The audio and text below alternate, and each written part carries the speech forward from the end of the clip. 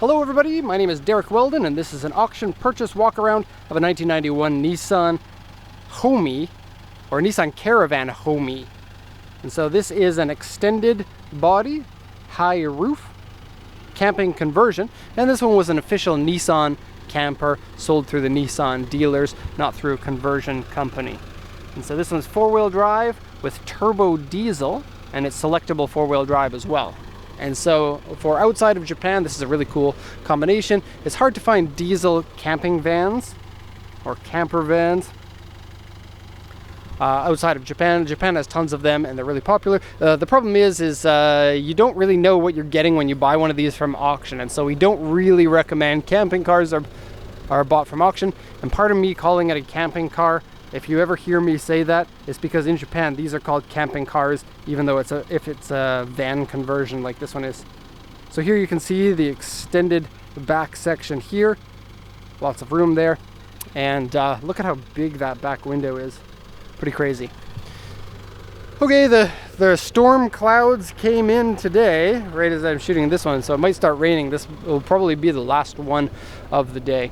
So first I'm going to go over the auction inspection sheet. This is all the damage of the vehicle, and then I'm going to go around the outside and then show you the interior of it. If you did want to see the interior, someone's going to put a timestamp in there somewhere. Somebody always does, and then I'm going to pin that if I noticed you put the timestamp in. So you go into the comments, scroll down, and you see the pinned comment will have the interior time link.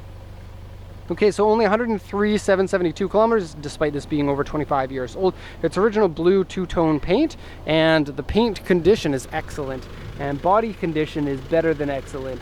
It is a very, very good condition body on this one. It does have lots of big dents on the roof, but you can't really see that when the roof is almost 3 meters tall. And so you can climb up there and see they don't actually look that badly dented to me, and so I wouldn't worry about it that much. You can see some rock chips here. Boo, boo, boo, boo, boo. Looking for the crack. There it is. So this is the crack on the windshield, as is mentioned on the auction sheet. Let me just finish this. Medium scratches here, crack on the front here. It does have a dent in the back corner here. I'll show you that. That's the biggest area of damage. I don't know what it says here because it's too blurry to see, probably smudged or something. But this back section has a big scuff near the taillight, basically on the very corner. And then W3 means repainted section, lots of scratches on the back bumper, and I'll show you those in a sec. But let's go over the sales points. So it was purchased from user. This is a trade-in vehicle to the dealer, and then they sent it to auction. The camping kit has whatever's inside there, hasn't been checked, and one part's missing. Looks like there used to be a fridge in there, but the fridge has been removed. Various modifications to the interior that they don't know. And then the engine is a TD27. One of the most reliable diesel engines is the Nissan 2.7 liter turbo diesel 4-cylinder. It's a lovely engine. Okay, interior is slightly dirty and scratched. Steering wheel wear. What does that say? Oh, glue marks on the dashboard. Drive shaft boot is ripped and making noise. I don't hear any noise when I drive the vehicle. I looked underneath and I couldn't find any oil coming out of the drive shafts, but you may have to replace one of the drive shafts if the intersection gets too dry. If you did buy this car, then you can feel free to have that changed in Japan by a mechanic here before it ships. It's really up to you, so let me know about that. Okay, underside surface rust and has been painted. No signs of bad corrosion or anything. Surface rust is usually on these sheets really mild. I've maybe only once or twice bought a car that said surface rust and actually had a problem with it. Wheel caps ×1 missing, various scratches and dents. Okay, so there were a lot more comments there than your typical sheet, and so that took longer to review, and so sorry about that. So let's have a look at this one. In fact, the engine's running really, really nicely, and so I'm going to turn it off just because diesel engines are a little bit noisy. Inside the cabin, it's not that noisy, and it doesn't vibrate that much. It's a fairly smooth diesel engine. So just turn that off and then I don't have to raise my voice. And let's do the once around here. So four-wheel drive diesel camper. You can see immediately the side awning there. And so that gives you a nice little tent top for the sliding door section. And that's pretty much on all of the camping cars here in Japan. As far as four-wheel drive vehicles go, this is a fairly long wheelbase. Ow! Apparently there's a mirror here. And there's the same kind of mirror over there on the back of this one. That shows you how far your back is up against something. And there's a similar mirror on the front to show you how far your front is. And so very good visibility in this. And they're generally pretty easy to drive, especially compared to like the American ones, like the ones that are based off of either the Astro van or the E-Class vans. Those ones tend to be really big and really hard to park for me. So the narrowness of this really helps. It's not quite tall enough to stand up in unless you're short, but these van style ones are not really meant to be like your full-on camping car kind of thing. There are bigger size camping vehicles here in Japan based off of more industrial trucks, but the ones based off of the vans you can get with either a pop top or an extended fiberglass top, or you can get the metal top one like this.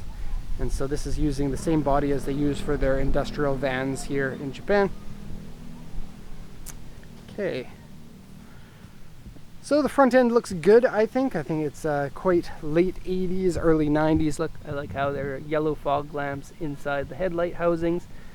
I like the Nissan Homy badge. What's up, Homy? Back in the day, all the different marks had their own badge and icons, and so very cool. Mirrors make it really easy to see. You can see they pop out like that, and they are a convex mirror so that you can have a lot of visibility from the mirror. Okay, damages. Front bumper is quite good, I would say. Front end is remarkably low on the rock chips, and so that's good. Both sides have basically no dents. The side awning here has duct tape on it holding it together, and so there may be something broken. 3 strips of it. Window gaskets are all good. There's full curtains on every one of the windows except for the front one, but there's a curtain that goes between the front seats and the interior there.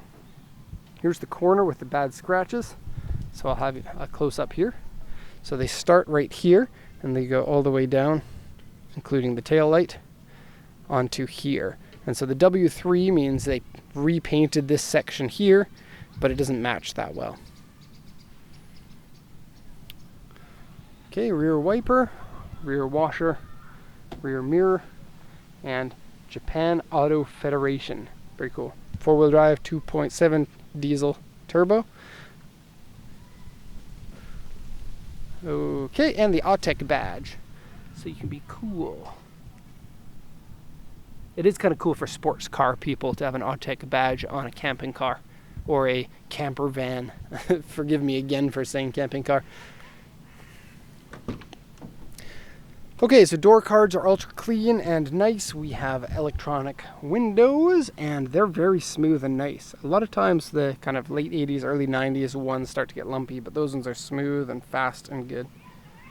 Steering wheel before airbags were a thing, makes the steering wheels look cooler.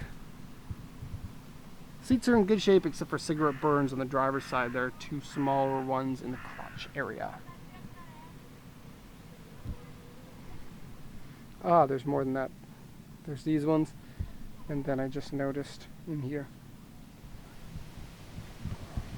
Okay, it's a diesel, and so it has glow plugs, and so when you go to start it, you look at the coil mark down here, and then when that goes out, then you can start the engine.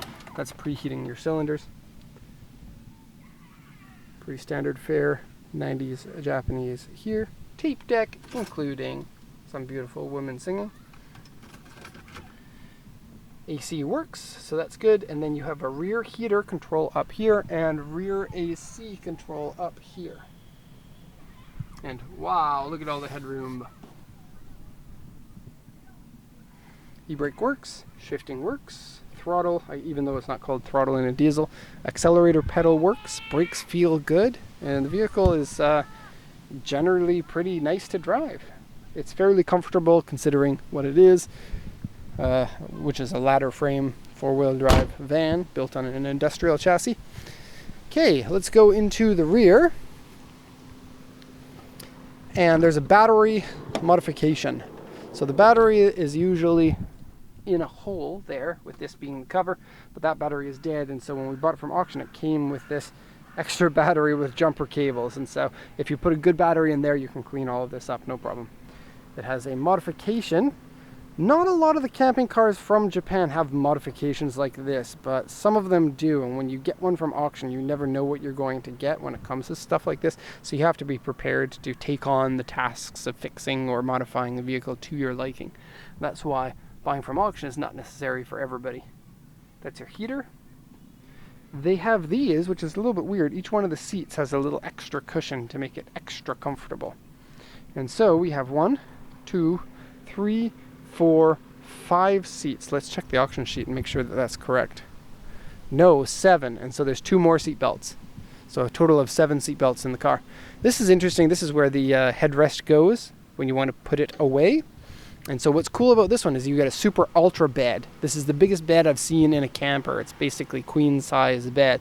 And so these seats both fold down flat, and they can also spin around, so these can be seats you use at the table as well.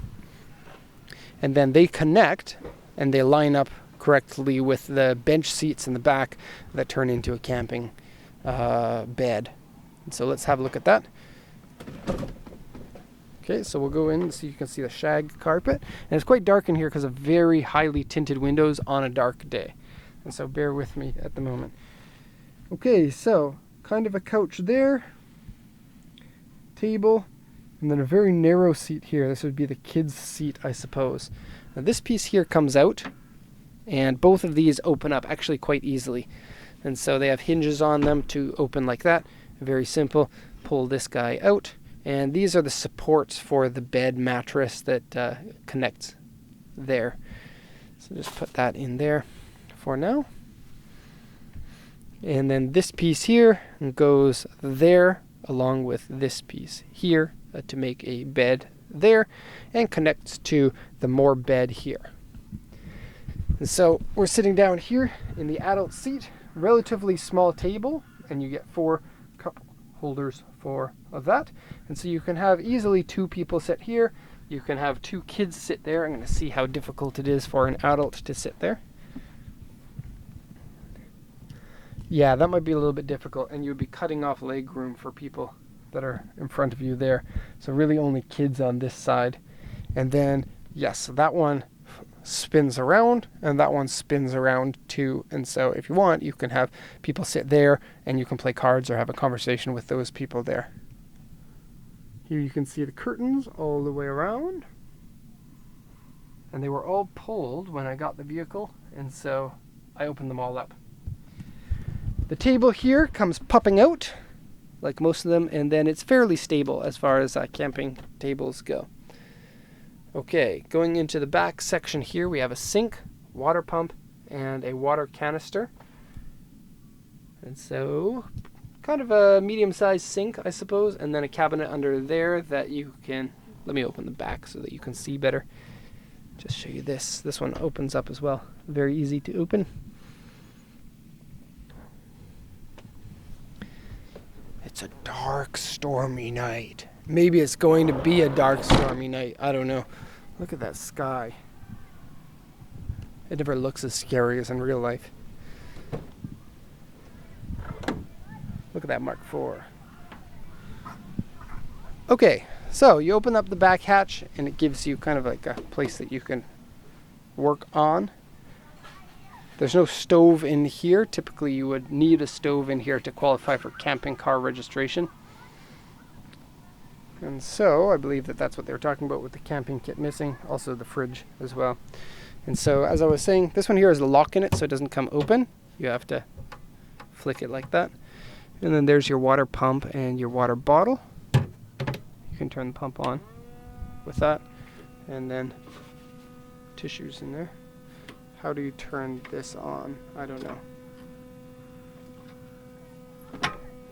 Something like that. Look at this. Inside the tissue box is a screwdriver. Exactly what you want when you need a tissue and you pull out the screwdriver. Funny. Okay, so this is where the fridge would have gone by the looks of it. But right now it's just an empty storage box with some electronic wires in it. Alright. And then you can see here what these look like from this side.